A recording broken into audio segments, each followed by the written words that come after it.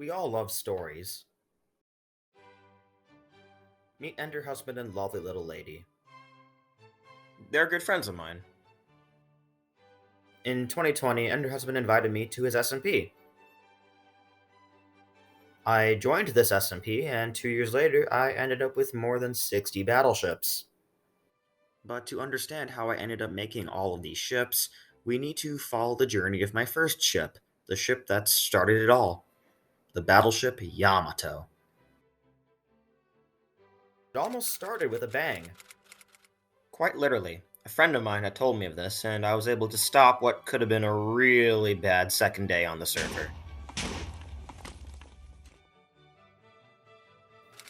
What a pleasant welcome.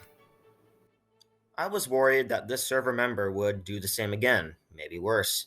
So I ran. I ran 1,500 blocks away to find a nice, quiet, open stretch of land where no one had been. There I started work. Now, in light of recent events, I decided to do a classic Minecraft server build, a bunker. But I ran into a problem. An exposed button or lever that would open the entrance to the bunker would give away the bunker instantly. And I couldn't hide it underground or any trees, since this server member would probably burn everything down and nuke the landscape while he's at it, if they were really determined to find something. So I decided to hide in plain sight. Unfortunately, this SMP runs on Minecraft Realms, which started giving lots of the server members errors after 1.18. I can't get onto the server to show you the original spot because of these errors. If only I had a version of it in creative mode to show you.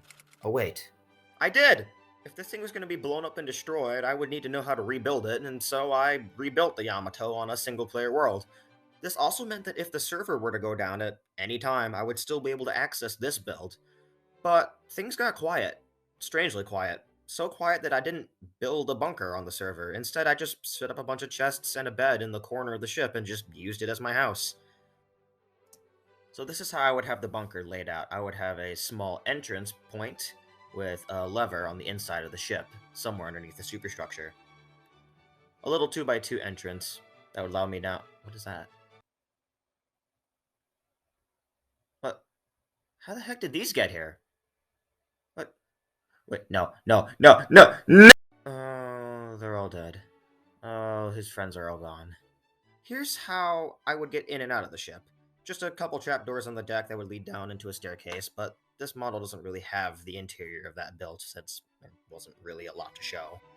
Being made to cover up a bunker did cause a few issues with the build. The Yamato was way longer than it should have been. The total length of this build was 333 blocks long. But the Yamato is a battleship for a reason, and I only built the top section of it, so one day in creative mode I decided to build the full ship. Normally, when you make a ship in Minecraft, building from the bottom up is the right way to do it. But since I already had the top section of the ship, I had to build from the top down. As a result, the hull looks a bit bare and odd in some areas. Thankfully, this will be fixed later on, but for the time being, I still wanted to make a bunker, not for safety reasons, but just because I had it all planned out anyway, so why not? But now I wanted to make it in the shape of the ship's hull. I also added these little ice jet pod things on the side to fill in for propellers since I didn't have enough gold to make them. The ship now had a hull, but it was still far off of the dream to have a fully detailed Yamato to portray in the peaceful Minecraft world. What had once been conceived as a sacrificial shield was now becoming my first proper Minecraft base. So to become my Minecraft base, I would need to give it a few changes. Yamato in its most famous configuration has several small weapons mounted to its sides. I even built the ship that way when I first made it. But when the ship was first built, it actually had a pair of wing turrets either side of the ship.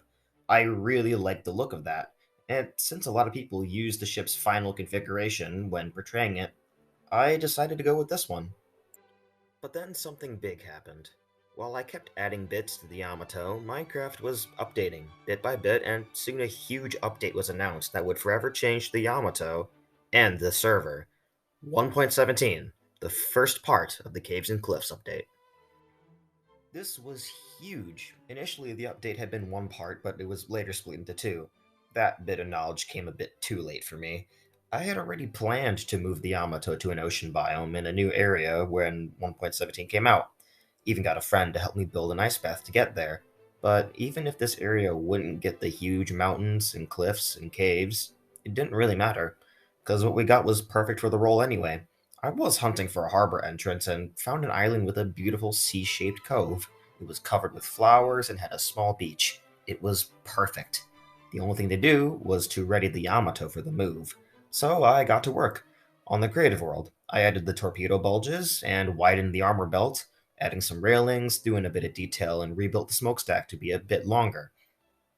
I gave it two blue shapes running up and down the hull to showcase waves. In reality, though, they would prove to be very hard to obtain in survival. I spent a good few weeks tearing down the old ship and moving the blocks to a new location, and slowly, I rebuilt the battleship from the ground up until it was fully completed. While it was sad to see the old top section of the ship removed, it was good to know that it was being reconstructed to be a fully fledged battleship. I did have to remove an island from the face of the planet in order to put the ship there, but once I got the ball rolling, it didn't stop. And finally, once everything was done, Enderhusband and Lovely Little Lady traveled a long distance to see the ship in person. Next up is a bit of fiction. I had always wanted a city, and I really wanted to make a floating one in this new area, but with the server members getting busy with life and the server being left to Enderhusband, Lovely Little Lady, and me, that option faded. But I had another idea. Why not put it on the Yamato? So I fired up the creative world and began building. What I got surprisingly worked. It made the ship's bare decks look cluttered. I liked it. The beauty of Minecraft is the ability to make whatever you want, and so I kept building until I had the city fully laid out across the ship's decks. I even built the interior to the ship. Since this was my survival base, I decided to outfit it with all the knickknacks you would need for survival. A huge automatic storage system, a villager trade hall, and two iron farms, half disguised as cranes, which funneled the iron into the villager trade hall. There is even a vault to store valuables and a trash bin at the very front of the ship. The Yamato has come very far since its first days, and I could finally begin to see that vision I had earlier come to life.